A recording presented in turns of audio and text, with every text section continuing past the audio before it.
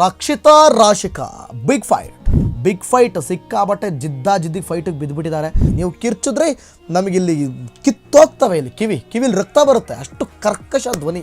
ರಕ್ಷಿತನಿಗೆ ಬೇಕಾಬಿಟ್ಟು ಬೈದು ಆಲ್ರೆಡಿ ಕೆಟ್ಟವಳಾಗಿರುವಂಥ ಅಶ್ವಿನಿ ಗೌಡ ಕಾಕ್ರೋಚ್ ಸುದಿ ಬಕೆಟ್ ಅಂತ ಹೇಳಿದ್ರೆ ತಪ್ಪಾಗಲ್ಲ.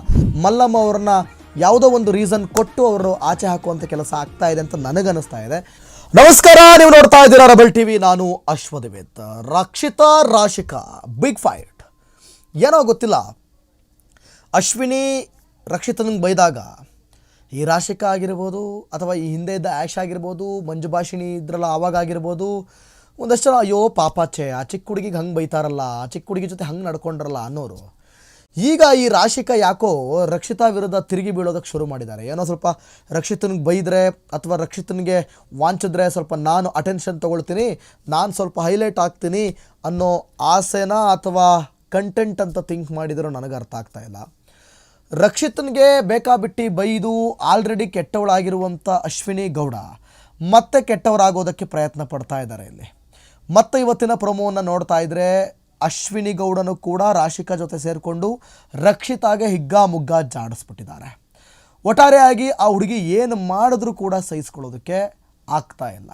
ಆ ಹುಡುಗಿಯನ್ನು ಕ್ಯಾಪ್ಟನ್ನೇ ಮೆಚ್ಚಿದ್ದಾರೆ. ಕ್ಯಾಪ್ಟನ್ ರಘು ರಕ್ಷಿತಾ ವಿಚಾರವಾಗಿ ನಮಗೇನು ತಾಪತ್ರಯ ಇಲ್ಲ, ತೊಂದರೆ ಇಲ್ಲ, ನಮಗೇನು ಸಮಸ್ಯೆ ಇಲ್ಲ, ಹುಡುಗಿ ಅವಳ ಕೆಲಸನ ಅವಳು ಎಕ್ಸೆಸ್ ಆಗಿ ಮಾಡ್ಕೊಂಡು ಹೋಗ್ತಾ ಇದ್ದಾಳೆ, ನಮಗೇನು ಸಮಸ್ಯೆ ಇಲ್ಲ ಅಂತ ರಘು ಒಳ್ಳೆ ರೀತಿಯಲ್ಲಿ ಕ್ಯಾಪ್ಟನ್ ಆಗಿ ಅಭಿಪ್ರಾಯನ ವ್ಯಕ್ತಪಡಿಸ್ತಾ ಇದ್ದಾಗ ಎಲ್ಲ ಒಂದು ಕಡೆ ಈ ರಾಶಿಕಾ ಕಿರ್ಚ್ತಾ ಇದ್ದಾಳೆ ಅಂತಂದರೆ ಟಿ ವಿ ಚಾನಲ್ನ ಚೇಂಜ್ ಮಾಡೋವಷ್ಟು ಇರಿಟೇಷನ್ ರೀ. ಕೆಲವರು ಕಿರ್ಚೋದು ಚೆನ್ನಾಗಿರುತ್ತೆ ಕೇಳೋದಕ್ಕೆ, ಅವ್ರು ಎಷ್ಟೇ ಕಿರ್ಚಾಡ್ತಾ ಇದ್ರು ಅಲ್ಲಿ ಮಜಾ ಕೊಡ್ತಾ ಇರ್ತದೆ. ಆದರೆ ಈ ರಾಶಿಕಾ ಕಿರ್ಚ್ತಾ ಇದ್ದಾಳೆ, ರಾಶಿಕಾ ಜಗಳ ಮಾಡ್ತಾ ಇದ್ದಾಳೆ ಅಂತಂದರೆ ಟಿ ವಿನ ಕಲರ್ಸ್ ಕನ್ನಡನ ಚೇಂಜ್ ಮಾಡಿಬಿಟ್ಟು ಯಾವುದೋ ಬೇರೆ ಏನಾದ್ರು ನ್ಯೂಸ್ ನೋಡೋಣ ಅಂತ ಅನಿಸ್ಬಿಡ್ತದೆ. ಅಷ್ಟರ ಮಟ್ಟಿಗೆ ಇರಿಟೇಷನ್ನು. ಅದು ಬಿಟ್ಟರೆ ಇನ್ನು ಆ ರಿಷಾ ಕೂಡ ಕಿರ್ಚ್ತಾ ಇದ್ದಾಳೆ ಅಂದರೆ ಅಬ್ಬಾ ಸ್ವಾಮಿ, ಅವ್ರೇನು ಗಂಟ್ಲ ಅಥವಾ ಅದೇನು ಗಂಟ್ಲೊಳಗಡೆ ಅದು ಯಾರು ಕೊರೆ ಮೀನ್ಬಿಟ್ಟಿದ್ರೋ ಗೊತ್ತಿಲ್ಲ ನನಗೆ. ಏನು ಕಿರ್ಚ್ತಾ ಇದ್ದಾರೆ ಅಂದರೆ ಕಿತ್ತೋದ ಸೌಂಡು, ಅಬ್ಬಾಬಾ ಕರ್ಕಶ ಅನ್ನಿಸ್ತದೆ. ಈ ರಾಶಿಕಾ ಕಿರ್ಚಿದ್ರೆ ಮತ್ತು ಈ ಯಾರು ರಿಷಾ ಅಂತ ಯಾರು ಇದ್ದಾರಲ್ಲ ಅವ್ರು ಕಿರ್ಚಿದ್ರೆ ಬಾಬಾ ದಯವಿಟ್ಟು ನೀವು ಕಿರ್ಚಕ್ಕೆ ಹೋಗ್ಬೇಡಿ. ನೀವು ನಾರ್ಮಲಾಗಿ ಆಟ ಆಡಿದ್ರೇ ಚೆನ್ನಾಗೈತೆ, ಕಿರ್ಚಲೇಬೇಡಿ. ನೀವು ಕಿರ್ಚಿದ್ರೆ ನಮಗಿಲ್ಲಿ ಕಿತ್ತೋಗ್ತವೆ, ಇಲ್ಲಿ ಕಿವಿಲಿ ರಕ್ತ ಬರುತ್ತೆ, ಅಷ್ಟು ಕರ್ಕಶ ಧ್ವನಿ. ಇದ್ರ ಬಗ್ಗೆ ನಿಮಗೇನು ಅನಿಸುತ್ತೆ ನೀವು ಕಮೆಂಟ್ ಮಾಡ್ಬೋದು. ಒಂದು ಇದಾಯಿತು. ಆಮೇಲೆ ಗಿಲ್ಲಿದು ಕಾವ್ಯದು ಅದು ನನ್ನ ರಿಯಲ್ ವೈಬ್ ಅಂತ ನಾನು ನೆನ್ನೆ ಹೇಳಿದ್ದೆ. ಆ ವೈಬ್ ತುಂಬ ಚೆನ್ನಾಗಿದೆ ಆ್ಯಕ್ಚುಲಿ. ಅವ್ರದ್ದು ಈ ಹಿಂದೆನೂ ಕೂಡ ರಿಯಾಲಿಟಿ ಶೋಲ್ಲಿ ಒಟ್ಟಿಗೆ ಕೆಲಸ ಮಾಡಿದ್ದಾರೆ ಮತ್ತು ಅವರ ಬಾಂಡಿಂಗ್ ಚೆನ್ನಾಗಿದೆ. ಈಗ ನಾನು ಹೇಳ್ತಾ ಇದ್ದೆ, ಈ ಫೇಕ್ ಮುಖವಾಡ ಹಾಕ್ಕೊಂಡು ಗೆಳೆತನ ಮಾಡ್ಕೊಂಡವ್ರದ್ದು ಕಿತ್ಕೊಂಡು ಹೋಯ್ತು. ನಿಮಗೆ ಗೊತ್ತಿರ್ಬೋದು, ಜಾನ್ವಿ ಮತ್ತು ಅಶ್ವಿನಿ ಗೆಳೆತನ 3 ಕಾಸಿಗೆ ಇಲ್ದಂಗೆ ಅದಕ್ಕೆ ಬೆಲೆನೇ ಇಲ್ದಂಗೆ ಆಗೋಯ್ತು. ಅಂದರೆ ನೀವು ಫೇಕ್ ಫ್ರೆಂಡ್ಶಿಪ್ ಮಾಡಿದ್ರಿ ಬಿಗ್ ಬಾಸ್ ಮನೆ ಒಳಗಡೆ ಅಂತಂದರೆ, ಬೈ ಹಾರ್ಟಿಂದ ಯಾವುದೇ ಒಂದು ಸಂಬಂಧ ಬರಲಿಲ್ಲ ಅಂತಂದರೆ ಅದು 3 ವಾರ 4 ವಾರದಲ್ಲಿ ಅದರ ಪರಿಣಾಮ ನೆಟ್ಟಿಗಿರಲ್ಲ, ಆಯಿತಾ? ಯಾಕಂದರೆ ಇಲ್ಲಿ ಎಲ್ಲರೂ ಗೆಲ್ಲೋದಕ್ಕೆ ಬಂದಿರೋದು ಇದು ವ್ಯಕ್ತಿತ್ವದ ಆಟ ಮತ್ತು ವೈಯಕ್ತಿಕ ಆಟ ಮತ್ತು ಇಂಡಿವಿಜುವಲ್ ಗೇಮ್ ಆಗಿರೋದ್ರಿಂದ ಸೊ ಹಾಗಾಗಿ ಅದು ಒಂದಲ್ಲ ಒಂದಿನ ಬಯಲಾಗಲೇಬೇಕು. ಅದೇ ಬೈ ಹಾರ್ಟ್ಲಿ ಬಂದಿರುತ್ತೆ ನೋಡಿ, ಆ ವೈಬಿಂದ ಬಂದಿರುತ್ತಲ್ಲ ಸ್ನೇಹ ಅಥವಾ ಯಾವುದೇ ಪ್ರೀತಿ, ಏನೇ ಆಗಿರಲಿ, ಅಣ್ಣ ತಂಗಿ ಸಂಬಂಧನೇ ಆಗಿರಲಿ, ಸ್ನೇಹನೇ ಆಗಿರಲಿ, ಪ್ರೀತಿನೇ ಆಗಿರಲಿ, ಅದು ನೀವು ವೈಯಕ್ತಿಕ ಆಟ ಆಡ್ತಾ ಇದ್ರೂ ಕೂಡ, ಅಂದರೆ ಇಂಡಿವಿಜುವಲ್ ಆಗಿ ಆಡ್ತಾ ಇದ್ರೂ ಕೂಡ, ನಾನೇ ಗೆಲ್ಲಬೇಕು ಅನ್ನೋ ಸ್ವಾರ್ಥ ಇದ್ರೂ ಕೂಡ ಆ ಸ್ನೇಹ ನಿಮಗೆ ಕಟ್ಟಾಗಲ್ಲ. ಉದಾಹರಣೆಗೆ ಚಂದ್ರಪ್ರಭಾ ಮತ್ತು ಗಿಲ್ಲಿ ಸ್ನೇಹ, ಎಷ್ಟೇ ಅವ್ರ ವಿರುದ್ಧ ಅವ್ರು ಕಂಪ್ಲೇಂಟ್ ಮಾಡಿಕೊಂಡ್ರೂ ಕೂಡ ಫೈನಲಾಗಿ ಅವ್ರು ಚೆನ್ನಾಗಿರ್ತಾರೆ. ಗಿಲ್ಲಿ ಮತ್ತು ಕಾವ್ಯ ಆ ವೈಬ್ ಚೆನ್ನಾಗಿದೆ. ಅವ್ರಿಗೆ ಏನೇ ಆದರೂ ಒಬ್ರಿಗೊಬ್ರಿಗೆ ಸಾರಿ ಕೇಳೋ ಗುಣ ಇದೆ, ತಪ್ಪಾಯಿತು ಅಂತ ಕೇಳೋ ಗುಣ ಇದೆ. ಒಬ್ರನ್ನೊಬ್ರು ಆರೋಪ ಮಾಡೋದ್ರಲ್ಲಿ ಎಲ್ಲೂ ಇಲ್ಲ ಅಲ್ಲಿ. ಯಾಕಂದರೆ ನಿನ್ನಿಂದ ನನ್ನನ್ನು ಬಳಸ್ಕೊತಿದ್ಯಾ, ನನ್ನಿಂದ ನಿನ್ನನ್ನು ಬಳಸ್ಕೊತಿದ್ಯಾ ಅಂತ ಅವರೆಲ್ಲ ಅವ್ರ ನಡುವೆ ಮಾತೇ ಬರ್ತಾ ಇಲ್ಲ. ಬೇರೆಯವ್ರು ಹೇಳ್ತಾ ಇದ್ದಾರೆ ಕಾವ್ಯ ಫ್ರೀ ಪ್ರಾಡಕ್ಟು, ಗಿಲ್ಲಿನ ಬಕೆಟ್ ಹಿಡಿತಾರೆ ಅಂತ ಬೇರೆಯವ್ರು ಹೇಳ್ತಾ ಇದ್ದಾರೆ. ಆದರೆ ಅವರ ನಡುವೆ ಆ ಪದ ಬರಬಾರ್ದು. ಅಶ್ವಿನಿ ಮತ್ತು ಜಾನ್ವಿ ನಡುವೆ ಹೇಗೆ ಈ ಫ್ರೆಂಡ್ಶಿಪ್ ಸ್ಟ್ರಾಟರ್ಜಿಗೋಸ್ಕರ ಬಳಸ್ಕೊಂಡಿದ್ದು ಅಂತ ಅವ್ರಿಗೆ ಅವರೇ ಹೇಳ್ಕೊಂಡ್ರಲ್ಲ, ಹಾಗೆ ಗಿಲ್ಲಿ ಮತ್ತು ಕಾವ್ಯ ಅವ್ರಿಗವರೇ ಯಾವತ್ತಾರು ಹೇಳ್ಕೊಂಡ್ರದು ಉಂಟಾ? ಬೇರೆಯವ್ರು ಹೇಳಲಿ, ಬೇರೆಯವ್ರು ಉರ್ಕೊಂಡು ಹೇಳ್ತಾರೆ, ಅದು ಬೇರೆ ಪ್ರಶ್ನೆ. ಆದರೆ ಅವ್ರಿಗವರು ಹೇಳ್ಕೊಂಡಿದ್ದು ಇಲ್ಲ. ಸೊ ಹಾಗಾಗಿ ಅವ್ರ ವೈಬ್ ಚೆನ್ನಾಗಿದೆ. ಅದನ್ನು ಹಾಳು ಮಾಡೋದಕ್ಕೆ ಅಂತಲೇ ಈ ಅಶ್ವಿನಿ ಮತ್ತು ಜಾನ್ವಿ ಇವರೆಲ್ಲ ರಾಶಿಕಾ ಭಯಂಕರ ಪ್ರಯತ್ನ ಪಟ್ಟರು. ಕುತ್ಕೊಂಡು ಬೆಡ್ ಮೇಲೆ ಮಾತನಾಡ್ಕೊಂಡ್ರು, ಹೆಂಗಾರು ಮಾಡಿ ಗಿಲ್ಲಿ ಮತ್ತು ಕಾವ್ಯನ ಬೇರೆ ಮಾಡಿಬಿಡ್ಬೇಕು ಅಂತ. ಅದು ವರ್ಕೌಟ್ ಆಗಲಿಲ್ಲ. ಕೊನೆಗೆ ಅಶ್ವಿನಿ ಮತ್ತು ಜಾನ್ವಿನೇ ಬೇರೆ ಆಗೋದ್ರು. ಇನ್ನು ಇದಕ್ಕೆ ರಿಷಾ ಆ್ಯಡ್ ಆಗ್ತಾಳೆ. ಬರುವಾಗ ಗಿಲ್ಲಿ ಆಟ ತುಂಬ ಚೆನ್ನಾಗಿದೆ, ಗಿಲ್ಲಿ ಕಾವ್ಯ ವೈಬ್ ಆ್ಯಕ್ಚುಲಿ ರಿಯಾಲಿಟಿ ಅಂತ ಹೇಳ್ಕೊಂಬಂದ ಆಕೆ ಇವತ್ತು ತದ್ವಿರುದ್ಧ ಗಿಲ್ಲಿಗೆ ಆಕೆ ಟ್ರಿಗರ್ ಮಾಡುವಂಥ ಕೆಲಸವನ್ನು ಮಾಡ್ತಾಳೆ. ಯಾರು? ರಿಷಾ. ಏನು ಟ್ರಿಗರ್ ಮಾಡುವಂಥ ಕೆಲಸ ಮಾಡ್ತಾಳೆ? ಗಿಲ್ಲಿ ನೀನು ಕಾವ್ಯನಿಗೆ ಬಕೆಟ್ ಹಿಡಿತಾ ಇದೆಯಾ ಅಂತೇಳಿ ಜಗಳನ ತೆಗಿತಾಳೆ. ಇವತ್ತಿನ ಪ್ರೋಮೋದಲ್ಲಿ ನೀವು ನೋಡೋದಾದರೆ ಮೇಯ್ನ್ ಅದೇ ಹೈಲೈಟು. ಅಂದರೆ ಗಿಲ್ಲಿನೂ ಕೂಡ ಸರ್ರೆ ಟಕ್ಕರ್ ಕೊಡ್ತಾರೆ. ಕಾವ್ಯನ ಬಿಟ್ಟು ಕೊಡೋದೆಲ್ಲ ಕಾವ್ಯನ ಪರ ತುಂಬ ಚೆನ್ನಾಗಿ ಸ್ಟ್ಯಾಂಡ್ ತೊಗೋತಾರೆ. That is vibe, that is real relationship ಅಂತ ಹೇಳ್ತಾರಲ್ಲ, ಬೈ ಹಾರ್ಟ್ಲಿ ಬಂದಿರುವಂಥ ರಿಲೇಷನ್ಶಿಪ್ ಅಂತಂದರೆ ಅದೇ. ಅದನ್ನು ಯಾವತ್ತೂ ಯಾರು ಎಷ್ಟೇ ಜನ ಅಡ್ಡ ಬಂದರೂ ಕೇಳೋದಕ್ಕೆ ಆಗಲ್ಲ. ಅದು ಯಾವಾಗ ಕಿತ್ತೋಗುತ್ತೆ ಅಂದರೆ ತಮ್ಮೊಳಗೆ ಸ್ವಾರ್ಥ ಜಾಸ್ತಿ ಆದಾಗ, ಗಿಲ್ಲಿಗೆ ಕಾವ್ಯನೇ ಕಾಂಪಿಟೇಟರ್, ಕಾವ್ಯಗೆ ಗಿಲ್ಲಿನೇ ಕಾಂಪಿಟೇಟರ್ ಅನ್ನೋ ಪರಿಸ್ಥಿತಿ ಬಂದಾಗ ಮಾತ್ರ ಅದು ಕಿತ್ತು ಹೋಗುವಂಥ ಪರಿಸ್ಥಿತಿ ನಿರ್ಮಾಣ ಆಗುತ್ತೆ. ಸೊ ಹಾಗಾಗಿ ಅಲ್ಲಿ ಕಾದು ನೋಡುವ ತಂತ್ರವನ್ನು ಅಲ್ಲಿ ಅನುಭವಿಸ್ತಾ ಇದ್ದಾರೆ. ಯಾರು? ಕಾದು ನೋಡುವ ಪ್ರಯತ್ನ ಅವರಿಬ್ಬರನ್ನು ಕೇಳೋದಕ್ಕೆ. ಆದರೆ ರಿಷಾ ಏಕಾಏಕಿ ಗಿಲ್ಲಿ ಮೇಲೆ ಹರಿಹಾಯ್ದಿರೋದು ಇದು ರಿಷಾನಿಗೆ ದೊಡ್ಡ ಮೈನಸ್ ಆಗುತ್ತೆ. ಮತ್ತು ಕಿರ್ಚ್ಕೊಳ್ಳೋದು, ಆ ಕಿರ್ಚೋದು ಹೆಂಗಿರ್ತದೆ ಅಂದರೆ ಟಿ ವಿ ಚಾನಲ್ನ ಚೇಂಜ್ ಮಾಡಬೇಕು. ನಾವೆಲ್ಲ ನ್ಯೂಸ್ ಚಾನಲ್ ಒಂದಷ್ಟು ಜನ ಹ್ಯಾಂಕರ್ಸ್ಗಳು ಕಿರ್ಚುತ್ತಾರೆ ಅಂತ ಕೇಳಿದ್ದೀವಿ, ಅದು ಒಂದಷ್ಟು ಕರ್ಕಶ ಅಂತ ಅನಿಸುತ್ತೆ. ಆದರೆ ಇವರು ಕಿರ್ಚ್ತಾ ಇರೋದು ಚೇಂಜ್ ಮಾಡಿ ನ್ಯೂಸ್ ಚಾನಲ್ ಹಾಕ್ಬಿಡ್ಬೇಕು. ಓಕೆ, ನ್ಯೂಸ್ ಚಾನಲ್ಲೇ ಪರವಾಗಿಲ್ಲಪ್ಪ, ಅದನ್ನೇ ಕೇಳೋಣ. ಆದರೆ ಈ ರಿಷಾ ಮತ್ತು ರಾಶಿಕಾ ಕಿರ್ಚೋದು ನಮ್ಮ ಕೈಲಿ ಕೇಳೋದಕ್ಕಾಗಲ್ಲ, ಕಿವಿಲಿ ರಕ್ತ ಬಂದ್ಬಿಡ್ತದೆ ಅನ್ನೋ ಸಿಚುವೇಶನ್ ರೀತಿಯಲ್ಲಿ ಕಿರ್ಚುತ್ತಾರಪ್ಪ. ಬಾ ಸ್ವಾಮಿ, ಅಂಥ ಸಿಚುವೇಶನ್ ಕ್ರಿಯೇಟ್ ಮಾಡಿಬಿಡ್ತದೆ ಅಲ್ಲಿ. ಸೊ ಹಿಂಗಿದೆ. ಸೊ ಇದು ವಿಚಾರ, ಇವತ್ತಿನ ಪ್ರೋಮೋ ವಿಚಾರಗಳ ಬಗ್ಗೆ ಹೇಳೋದಾದರೆ ಇದು. ಮತ್ತು ಇವತ್ತು ಸ್ಪೋರ್ಟ್ಸ್ ಮೋಡ್ನಲ್ಲಿದ್ದಾರೆ ಎಲ್ಲರೂ ಕೂಡ. ನಿನ್ನೆ ಆರ್ಟ್ ಮೋಡ್ನಲ್ಲಿದ್ದು ಇವತ್ತು ಸ್ಪೋರ್ಟ್ಸ್ ಮೋಡ್ನಲ್ಲಿದ್ದಾರೆ. ಒಂದಷ್ಟು ಕಬಡ್ಡಿ ಆಡಿಸ್ತಾರೆ. ಟಾಸ್ಕ್ ಇವತ್ತು ಭಾಳ ಮಜವಾಗಿದೆ ಅಂತ ಅನ್ನಿಸ್ತಾ ಇದೆ. ನೋಡೋಣ ಹೇಗಿರುತ್ತೆ ಅಂಥೇಳಿ. ಇನ್ನು ನೆನ್ನೆ ಎಪಿಸೋಡ್ ಬಗ್ಗೆ ಮಾತನಾಡೋದಾದರೆ, ನೆನ್ನೆ ಎಪಿಸೋಡ್ನಲ್ಲಿ ಅಂಥ ಮಹಾ ಏನಿರಲಿಲ್ಲ.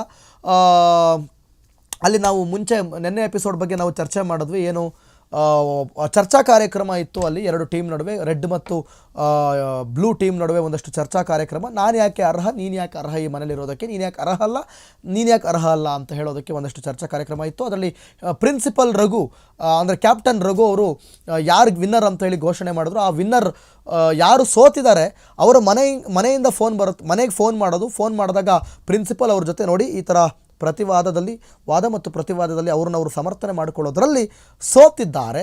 ಸೊ ಇದಕ್ಕೇನಾದರೂ ನೀವು ನಿಮ್ಮ ಒಂದು ಮೋಟಿವೇಶನ್, 1 ನಿಮಿಷ ಟೈಮ್ ಕೊಡ್ತೀನಿ, ಮೋಟಿವೇಶನ್ ಸ್ಪೀಚ್ ಮಾಡ್ತೀರಾ ಅಂತಂದಾಗ ಅವ್ರವ್ರ ಮನೆಯವರು ಅವ್ರವ್ರ ಬಗ್ಗೆ ಅವ್ರವ್ರ ಮನೆಯವರು ಅವ್ರವ್ರ ಕಂಟೆಸ್ಟೆಂಟ್ಗಳನ್ನು ಬಿಟ್ಕೊಡೋವಂಥ ಕೆಲಸ ಮಾಡಲಿಲ್ಲ. ಇಲ್ಲ, ಎಲ್ಲರೂ ಚೆನ್ನಾಗಿ ಆಡ್ತಾ ಇದ್ದಾರೆ ಅನ್ನೋ ವೈಬಲ್ಲಿ ಕ್ರಿಯೇಟ್ ಮಾಡಿದ್ರು. ಸೊ ಹಾಗಾಗಿ ಎಲ್ಲೋ ಒಂದು ಕಡೆ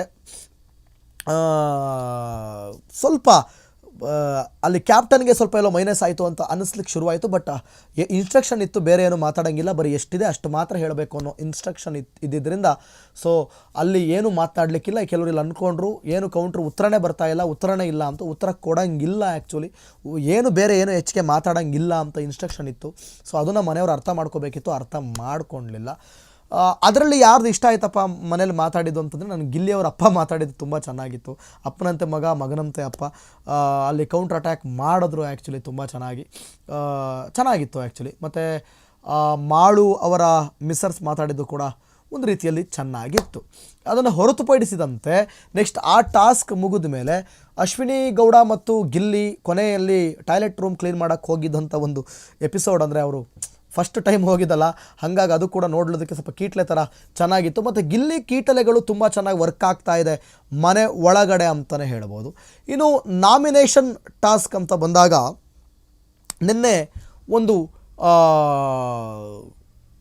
ಜವಾಬ್ದಾರಿ ಅಂತನೋ ಅಥವಾ ಒಂದು ಟಾಸ್ಕ್ ಅಂತನೋ ಏನೋ ಒಂದು ಬಿಗ್ ಬಾಸ್ ಅದನ್ನು ಆಯೋಜನೆ ಮಾಡಿದರು. ಆ ಆಯೋಜನೆ ಮಾಡಿರೋರಲ್ಲಿ ಯಾರೆಲ್ಲ ನಾಮಿನೇಷನ್ನಲ್ಲಿ ಸಿಕ್ಕಾಕೊಂಡಿದ್ದಾರೆ ಅನ್ನೋದು ನಿಮಗೆ ಆಲ್ರೆಡಿ ಗೊತ್ತಿದೆ. ಇದು ತದನಂತರದಲ್ಲಿ ಧ್ರುವಂತ್ ತನಗೆ ಕೊಟ್ಟಂಥ ಉತ್ತಮವನ್ನು ನಾನು ವಾಪಸ್ ಕೊಡ್ತೀನಿ, ವಾಪಸ್ ತಗೊಂಡೋಗ್ಬಿಟ್ಟು ಇದನ್ನು ಯಾರು ಇದಕ್ಕೆ ಸೂಕ್ತರೋ ಅವ್ರಿಗೆ ಕೊಡಿ ಅಂತ ಹೇಳಿದ್ದು ನನಗೆ ಯಾಕೋ ಅದು ಸರಿ ಅಂತ ಅನ್ನಿಸ್ಲಿಲ್ಲ. ನಿಮಗೇನಾದರೂ ಅದು ಸರಿ ಅಂತ ಅನಿಸಿದ್ರೆ ನೀವು ನಿಮ್ಮ ಅಭಿಪ್ರಾಯವನ್ನು ಕಮೆಂಟ್ ಮಾಡ್ಬೋದು.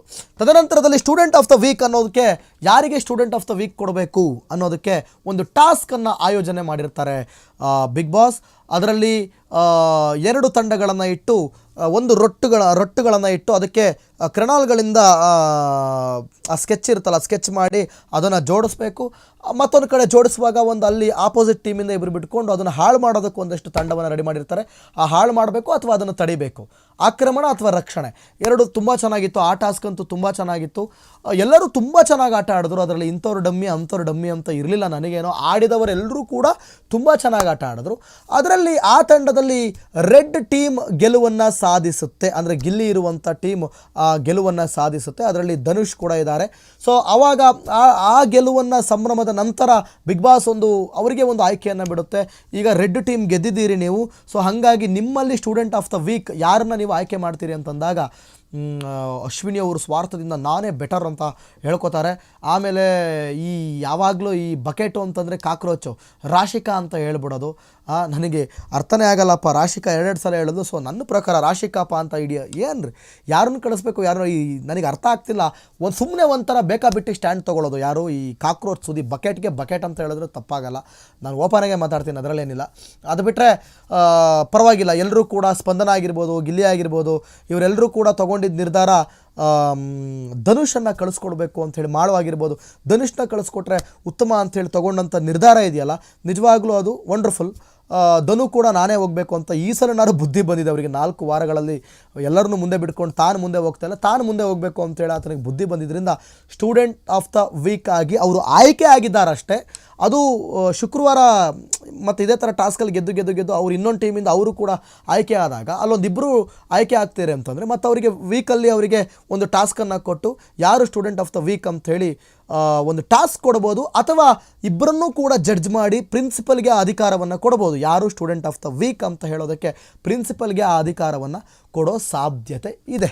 ನೋಡೋಣ. ಇಷ್ಟೇ ಈ ಎಪಿಸೋಡ್ಗಳಲ್ಲಿ ಹೆಂಗೆ ಅಂದರೆ, ಈ 1 ಅವರ್ ಎಪಿಸೋಡ್ಗಳಲ್ಲಿ ಇಡೀ 24 ಅವರ್ಸ್ದು 1 ಅವರ್ ಕೊಟ್ಟಾಗ ಅಲ್ಲಿ ಏನೂ ಇರಲ್ಲ. ಟಾಸ್ಕ್ ಇರುತ್ತೆ ಅಥವಾ ಇಂಥದ್ದೇನಾದ್ರು ಬಿಗ್ ಬಾಸ್ ಕೊಟ್ಟಂಥ ಆ್ಯಕ್ಟಿವಿಟೀಸ್ ಅಷ್ಟೇ 1 ಅವರ್ ಕವರ್ ಮಾಡ್ತಾರೆ ವಿನಃ ಎಕ್ಸಸ್ ಆಗಿ ಏನೂ ಇರಲ್ಲ. ನನಗೆ ಅಷ್ಟೊಂದು ಅಂದರೆ 2 ಅವರ್ಸ್ ಇದ್ದಿದ್ರೆ ಇನ್ನೊಂದಷ್ಟು ಕ್ಯಾರಿ ಮಾಡ್ಬೋದಿತ್ತು ಅಂತ ನನಗೆ ಅನ್ನಿಸ್ತಾ ಇದೆ. 2 ಅವರ್ಸನ್ನು ಕೊಟ್ಟರೆ ನನ್ನ ಪ್ರಕಾರ ಒಂದಷ್ಟು ಕ್ಯಾರಿ ಮಾಡ್ಬೋದು ಬೇರೆ ಬೇರೆ. ಮತ್ತು ಲೈವಲ್ಲಿ ಒಂದಷ್ಟು ಕ್ವಾಟ್ಲೆಗಳನ್ನ ನಾವು ಇನ್ಸ್ಟಾಗ್ರಾಮಲ್ಲಿ ಅಲ್ಲಿ ಇಲ್ಲಿ ರೀಲ್ಸಲ್ಲಿ ನೋಡ್ತಾ ಇದ್ದೀವಿ. ಗಿಲ್ಲಿ ಅವ್ರದ್ದು ಒಂದಷ್ಟು ಕ್ವಾಟ್ಲೆ ಸಿಕ್ಕಾಬಟ್ಟೆ ಇದೆ. ಅದನ್ನು 1 ಅವರ್ ಎಪಿಸೋಡ್ನಲ್ಲಿ ತೋರಿಸೋದಕ್ಕೆ ಸಾಧ್ಯ ಆಗ್ತಾ ಇಲ್ಲ. ಸೊ ಹಾಗಾಗಿ 2 ಅವರ್ಸ್ ಮಾಡಿಕೊಂಡ್ರೆ ಚೆನ್ನಾಗಿರುತ್ತೆ ಅಂತ ನನ್ನ ಅಭಿಪ್ರಾಯ. ಆಮೇಲೆ ಮತ್ತು ಇನ್ನು ಈ ಲವ್ ಬಗ್ಗೆ ಎಕ್ಸ್ಪ್ಲನೇಷನ್ ಕೊಟ್ಟಿದ್ದು ತುಂಬ ಚೆನ್ನಾಗಿತ್ತು. ಅದರಲ್ಲಿ ಗಿಲ್ಲಿದು ಯಾಕೋ ತೋರಿಸ್ಲಿಲ್ಲ. ಮೋಸ್ಟ್ಲಿ ಇವತ್ತು ತೋರಿಸ್ಬೋದು ಅನಿಸುತ್ತೆ. ಗಿಲ್ಲಿ ಮಾತಾಡಿದ್ದು ಮತ್ತು ಕಾವ್ಯ ಮಾತಾಡಿದ್ದು ಇವೆಲ್ಲ ಬರೀ ಲೈವ್ ಸ್ಟ್ರೀಮಲ್ಲಿ ವೈರಲ್ ಆಗಿದೆ ವಿನಃ ಇಲ್ಲಿ ಎಪಿಸೋಡ್ ಟಿ ವಿಲೆಲ್ಲೂ ಕೂಡ ಕಲರ್ಸಲ್ಲೆಲ್ಲೂ ಕೂಡ ಅದನ್ನು ಬಿಟ್ಟಿಲ್ಲ. ಸೊ ಬಹುಶಃ ಇವತ್ತು ಬಿಡ್ಬೋದು ಅಂತ ಅನಿಸುತ್ತೆ. ನೋಡೋಣ ಏನು ಅಂಥೇಳಿ. ಅದರಲ್ಲಿ ಗಿಲ್ಲಿ ತುಂಬ ಮತ್ತು ಬಿಟ್ಟಿರೋದ್ರಲ್ಲಿ ನನಗೆ ಅಶ್ವಿನಿ ಯಾಕೋ ಅಲ್ಲೂ ಕೂಡ ಜಾನ್ವಿನ ಸ್ವಲ್ಪ ಟಾರ್ಗೆಟ್ ಮಾಡಿದ್ರು. ಪ್ರೀತಿ ಅಂದರೆ ಏನು, ಆ ಪ್ರೀತಿನ ಹೇಳಬೇಕಿತ್ತು, ಅದನ್ನು ಸರಿಯಾಗಿ ಹೇಳಿಲ್ಲ. ಬಟ್ ಜಾನ್ವಿ ತುಂಬ ಚೆನ್ನಾಗಿ ಮನೆ ಹೊರಗಿನ ಗೆಳತಿಯನ್ನು ಎತ್ಕೊಂಡು ತುಂಬ ಚೆನ್ನಾಗಿ ಅದನ್ನು ಡಿಫೆಂಡ್ ಮಾಡಿಕೊಂಡ್ರು. ಅದಾದಮೇಲೆ ರಕ್ಷಿತ ತುಂಬ ಚೆನ್ನಾಗಿ ಪ್ರೀತಿ ಅಂದರೆ ಏನು, ನಿಜವಾದ ಪ್ರೀತಿ ಅಂದರೆ ಎಲ್ಲಿ, ಅದರ ಪ್ರೀತಿಯ ಅಂತರ ಏನು, ಹೇಗೆ ನಾವು ತಂದೆ ತಾಯಿ ಮಾತನ್ನು ಕೇಳದೆ ನಾವು ತಂದೆ ತಾಯಿ ಹೊಟ್ಟೆ ಉರಿಸಿರ್ತೀವಿ, ಆಚೆ ಕಡೆ ಬಂದಾದ ಮೇಲೆ ಗೊತ್ತಾಗುತ್ತೆ ಅದರ ವ್ಯಾಲ್ಯೂ, ಅದೇ ನಿಜವಾದ ಆ ಅಂತರದಲ್ಲಿ ನಡುವೆ ಇದೆಯಲ್ಲ ಅದೇ ನಿಜವಾದ ಪ್ರೀತಿ ಅಂತ ರಕ್ಷಿತಾ ಹೇಳೋದು ಎಲ್ಲರಿಗೂ ಕೂಡ ಒಂದು ಹೊರಗಡೆ ರಾಜ್ಯದ ಜನತೆಗೆ ಅದು ಅಚ್ಚುಮೆಚ್ಚಾಗಿ ಈಗ ಆಲ್ರೆಡಿ ಸಿಕ್ಕಾಬಟ್ಟೆ ವೈರಲ್ ಆಗ್ತಾ ಇದೆ. ಇದೊಂದು ವಿಚಾರ. ಇನ್ನು ಎಲ್ಲೋ ಒಂದು ಕಡೆ ಗಾಸಿಪ್ ಏನಪ್ಪ ಅಂತಂದರೆ, ಮಲ್ಲಮ್ಮ ಅವರನ್ನು ಮನೆಯಿಂದ ಆಚೆ ಕಳಿಸಲಾಗಿದೆ ಏನೋ ವೈಯಕ್ತಿಕ ಕಾರಣಗಳಿಂದ. ಅವರ ಕುಟುಂಬದಲ್ಲಿ ಯಾರೋ ಮಗು ಜನಿಸಿದ್ರಿಂದ ಆ ಶಾಸ್ತ್ರೋಕ್ತ ಕೆಲಸಗಳನ್ನು ಇವರೇ ಮಾಡಬೇಕು ಅನ್ನೋ ಕಾರಣಕ್ಕೆ ಮಲ್ಲಮ್ಮ ಅವ್ರನ್ನ ಮನೆಯಿಂದ ಆಚೆ ವೈಯಕ್ತಿಕ ಕಾರಣದಿಂದ ಮಲ್ಲಮ್ಮ ಅವ್ರನ್ನ ಆಚೆ ಕಡೆ ಕಳಿಸಲಾಗಿದೆ ಅಂತ ನನಗನ್ನಿಸ್ತಾ ಇದೆ. ನನಗನ್ನಿಸುತ್ತೆ ಬಹುಶಃ ಮಲ್ಲಮ್ಮ ಅವ್ರ ಕೈಯಲ್ಲಿ ಆಡೋದಕ್ಕೆ ಆಗಲ್ಲ. ಅವ್ರು ಇವತ್ತಿಗೂ ಕೂಡ ಆಟ ಸ್ಟಾರ್ಟ್ ಮಾಡಿಲ್ಲ. ಬಿಗ್ ಬಾಸ್ ಮನೆಯಲ್ಲಿ ಏನೂ ಕೂಡ ಅವರು ಅರ್ಥ ಮಾಡ್ಕೊಳ್ಳೋದ್ರಲ್ಲಿ ವಿಫಲರಾಗಿದ್ದಾರೆ. ಅವರನ್ನು ತಗೊಂಡಿದ್ದೇ ಒಂದು ರೀತಿಯಲ್ಲಿ ಎಲ್ಲೋ ಬಿಗ್ ಬಾಸ್ ಮನೆಯಲ್ಲಿ ಅವ್ರು ತುಂಬ ಒಳ್ಳೆಯವರು, ಅವ್ರು ಹಿರಿಯರು, ತುಂಬ ಒಳ್ಳೆಯವರು. ಬಟ್ ಎಲ್ಲೋ ಒಂದು ಕಡೆ ಮನೆಗೆ ಅನ್ಫಿಟ್ ಅಂತ ಅನ್ನಿಸ್ತಾ ಇರೋದ್ರಿಂದ ಮಲ್ಲಮ್ಮ ಅವ್ರನ್ನ ಯಾವುದೋ ಒಂದು ರೀಸನ್ ಕೊಟ್ಟು ಅವರು ಆಚೆ ಹಾಕುವಂಥ ಕೆಲಸ ಆಗ್ತಾ ಇದೆ ಅಂತ ನನಗನ್ನಿಸ್ತಾ ಇದೆ. ಯಾಕಂತಂದರೆ ಲಾಸ್ಟ್ ಟೈಮು ಗೋಲ್ಡ್ ಸುರೇಶ್ನ ಯಾವ ರೀತಿಯಾಗಿ ಒಂದು ಕಾರಣ ಕೊಟ್ಟು ಅವ್ರಿಗೆ ಹೆಲ್ತ್ ಇಶ್ಯೂಸ್ ಇದ್ದಿದ್ದರಿಂದ ಅವ್ರಿಗೆ ಆಗ್ತಾ ಇರಲಿಲ್ಲ, ಹಾಗಾಗಿ ಅವ್ರನ್ನ ಮನೆಯಿಂದ ಆಚೆ ಕಡೆ ಹಾಕ್ತಾಯಿದ್ರು, ಅದು ಹಾಕಿದ್ರು. ಅದೇ ರೀತಿಯಾಗಿ ಅದೇ ಹಾದಿಯಾಗಿ ಮಲ್ಲಮ್ಮ ಅವ್ರ ಕೈಲೂ ಕೂಡ ಅವ್ರು ರೆಸ್ಪೆಕ್ಟ್ಫುಲಿ, ಯಾವುದೇ ರೀತಿ ದುರುದ್ದೇಶ ಅಥವಾ ಬೇರೆ ರೀತಿ ಉದ್ದೇಶದಿಂದ ಅಲ್ಲ, ಒಂದು ಗೌರವಾನ್ವಿತವಾಗಿ ಅವ್ರನ್ನ ಮನೆಯಿಂದ ಕಳಿಸುವಂಥ ಪ್ರಯತ್ನಗಳು ನಡೆದಿದೆಯಾ ಅಥವಾ ನಿಜವಾಗ್ಲೂ ಏನೋ ಪ್ರಾಬ್ಲಮ್ ಆಗಿದೆಯಾ, ಅದನ್ನು ಕ್ಲಿಯರ್ ಮಾಡ್ಕೊಂಡು ಮತ್ತೆ ವಾಪಸ್ ಮಲ್ಲಮ್ಮ ಎಂಟ್ರಿ ಆಗ್ತಾರಾ ಅನ್ನೋದನ್ನು ಕಾದು ನೋಡಬೇಕಾಗುತ್ತೆ. ಸೊ ರಕ್ಷಿತಾ ಮತ್ತು ರಾಶಿಕಾ ಇವತ್ತಿನ ಎಪಿಸೋಡ್ನಲ್ಲಿ, ಇವತ್ತು ನೀವು ನೋಡಬೇಕಾದ ಎಪಿಸೋಡ್ನಲ್ಲಿ ಬಿಗ್ ಫೈಟ್, ಸಿಕ್ಕಾಬಟ್ಟೆ ಜಿದ್ದಿಗೆ ಫೈಟಿಗೆ ಬಿದ್ದುಬಿಟ್ಟಿದ್ದಾರೆ. ಅಂದರೆ ಏನೋ ಗೊತ್ತಿಲ್ಲ ನನಗೆ, ರಕ್ಷಿತಾ ಕಂಡ್ರೆ ಮತ್ತು ಗಿಲ್ಲಿ ಕಂಡ್ರೆ ಮನೆಯವರು ಎಲ್ಲಿ ಪಾಯಿಂಟ್ಔಟ್ ಮಾಡಿ ಎಲ್ಲಿ ಉರಿಸ್ಬೇಕು ಅಲ್ಲಿ ಉರಿಸ್ತಾ ಇದ್ದಾರೆ. ಆದರೆ ಅವರಿಬ್ಬರು ಕೂಡ ಅದಕ್ಕೆ ಜಗ್ತಾ ಇಲ್ಲ, ಬಗ್ತಾ ಇಲ್ಲ. ಹೆಂಗೆ ಕೌಂಟ್ರ್ ಕೊಡಬೇಕು, ಹೆಂಗೆ ಅಟ್ಯಾಕ್ ಮಾಡಬೇಕು ಹಂಗೆ ಅಟ್ಯಾಕ್ ಮಾಡ್ತಾ ಇದ್ದಾರೆ. ಸೊ ಗಟ್ಟಿ ಮನಸ್ಸಿಂದ ಆಟವನ್ನು ಆಡ್ತಾ ಇದ್ದಾರೆ. ಸೊ ನೋಡೋಣ, ಇಲ್ಲಿ ಮುಂದೆ ಹೋಗ್ತಾ ಇರೋದು ಗಿಲ್ಲಿ ಜೊತೆಗಿರೋದು ರಕ್ಷಿತಾ. ಇವರಿಬ್ಬರು ಕೂಡ ಹಿಂಗೆ ಹೋಗ್ತಾ ಇದ್ದಾರೆ. ಸೊ ಅದ್ರ ಹಿಂದೆ ಬೇಕಾದರೆ ಅಶ್ವಿನಿ ಅಥವಾ ಕಾಕ್ರೋಚ್ ಬರ್ತಾ ಇದ್ದಾರೆ ಅಂತ ಹೇಳ್ಬೋದು. ಸೊ ನನ್ನ ಪ್ರಕಾರ ಇವತ್ತು ನೀವು ಕೇಳೋದಾದರೆ ಯಾರು 4 ಜನ ಟಾಪಲ್ಲಿರ್ತಾರೆ, ಟಾಪ್ 4 ಅಂತ ಕೇಳೋದಾದರೆ ಒಂದು ಗಿಲ್ಲಿ ರಕ್ಷಿತಾ ಫಿಕ್ಸು. ಅದು ಬಿಟ್ಟರೆ ಅಶ್ವಿನಿ ಮತ್ತು ಕಾಕ್ರೋಚ್ ಇವ್ರು 4 ಜನ ಟಾಪ್ 4 ಅಂತ ನಾನು ಅನಿಸಿಕೆ. ಯಾರು ಗೆಲ್ಬೋದು ಅಂತ ಕೇಳಿದ್ರೆ ಗಿಲ್ಲಿ ಅಂತ ನಾನು ಮುಂಚೆನೇ ಹೇಳಿದ್ದೀನಿ, ಅಥವಾ ರಕ್ಷಿತನೂ ಆಗಿರಬಹುದು, ಹೇಳೋದಕ್ಕೆ ಬರಲ್ಲ. ಇನ್ನೂ ಮುಗ್ದಿಲ್ಲ, 50 ದಿನವೂ ಆಗಿಲ್ಲ. ಕೊನೆ ಮೂಮೆಂಟಲ್ಲಿ ಅಭಿಪ್ರಾಯಗಳು, ಜನರ ಅಭಿಪ್ರಾಯಗಳು ಡೇ ಎಂಡಿಂಗ್ ಕೊನೆಯಲ್ಲಿ ಬದಲಾಗಬಹುದು. ಜನರ ಒಂದು ಮನಸ್ಥಿತಿ ಹೇಳೋದಕ್ಕಾಗಲ್ಲ, ಎಲ್ಲವನ್ನು ಕೂಡ ಕಾದು ನೋಡಬೇಕಾಗುತ್ತೆ. ಸೊ ಇವತ್ತಿನ ಎಪಿಸೋಡ್ ಹೇಗಿರುತ್ತೆ ಅಂತ ನಾಳೆ ಮತ್ತೆ ಸಿಕ್ಕಿ ಹೇಳ್ತೀನಿ. ಅಲ್ಲಿವರೆಗೂ ನೋಡ್ತಾ ಇರಿ ರೆಬೆಲ್ ಟಿವಿ. ಇನ್ನೂ ಯಾರು ಕೂಡ ಸಬ್ಸ್ಕ್ರೈಬ್ ಮಾಡ್ಕೊಂಡಿಲ್ಲ ಅಂದರೆ ಈ ಕೂಡಲೇ ಮಾಡ್ಕೊಳ್ಳಿ. ಯಾರು ಕೂಡ ಶೇರ್ ಮತ್ತು ಲೈಕ್ ಒತ್ತಿಲ್ಲ ಅಂತಂದರೆ ಈ ಕ್ಷಣನೇ ಒತ್ಬಿಡಿ. Thank you.